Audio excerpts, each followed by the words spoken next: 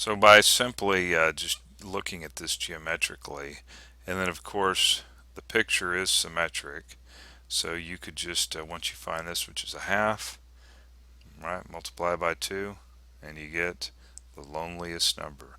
But remember, 2 is just as lonely as 1. Okay, enough of that. Let's work. Let's work one where you got to kind of memorize the basically the answer of the integral. We're going to go from 1 to e. E is a very special number, and it's not lonely. It's got lots of friends. This is actually, E is approximately 2.71, yada, yada, yada. All right. All right. Euler's number.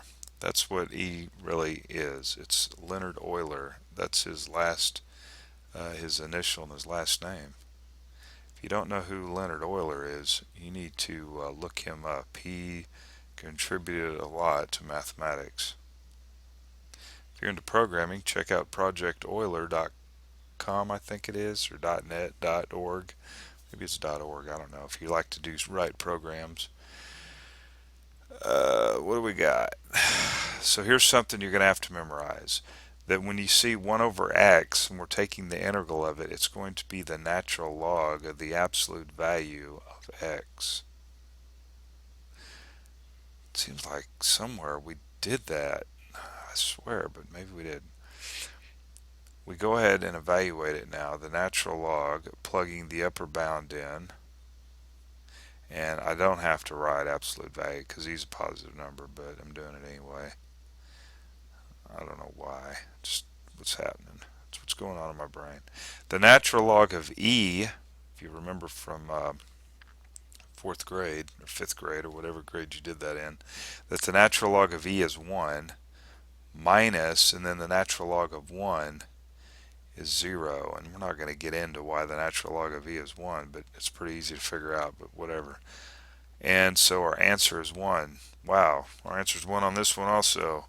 Maybe 1 isn't lonely after all. There's a lot of things equal to 1.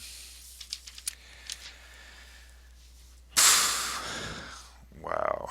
In the next section, we're going to be talking about U substitution, and I've got some time here. And what could we talk about?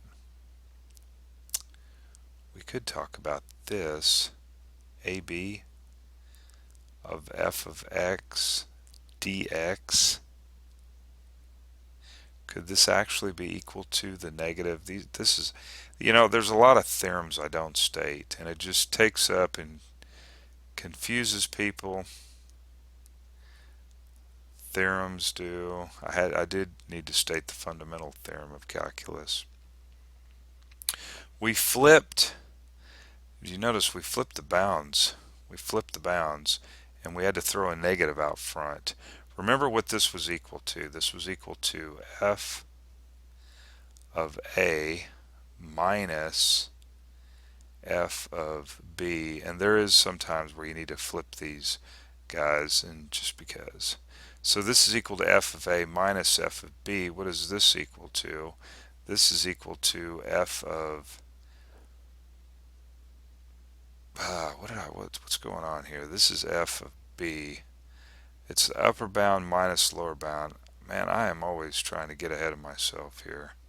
Sorry about that. This is f of b. This is equal to f of b minus f of a, and upper bound minus lower bound.